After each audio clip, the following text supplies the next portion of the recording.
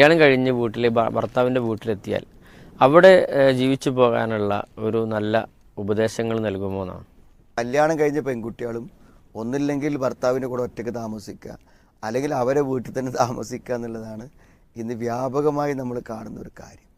പക്ഷെ സത്യത്തിൽ ഞാൻ മനസ്സിലാക്കുന്നത്, ഒരു പെൺകുട്ടീനെ സംബന്ധിച്ചിടത്തോളം അവൾക്ക് ഏറ്റവും നല്ലത് ഭർത്താവിൻ്റെ വീട്ടിലാണ്. കാരണം ഭർത്താവിനെ കൂട്ടി അവർ വേറെ സ്ഥലത്ത് പോയി തന്നെ വിചാരിക്കുക. ഇപ്പോൾ ഈ ഭർത്താവിന് എന്ത് ചെയ്യും, വീട്ടിൽ നിന്ന് പോകുന്നതിൻ്റെയും ഉമ്മാനെ കാണാത്തതിൻ്റെയും ഉമ്മാനെ മാറ്റി നിർത്തിയതിൻ്റെ ഒക്കെ ഭയങ്കരമായൊരു ഫീലിംഗ് ഉണ്ടാവും. ഈ ഫീലിങ്ങുള്ള ആളെ കൂടെ എങ്ങനെ നമുക്ക് എൻജോയ് ചെയ്യാൻ പറ്റും?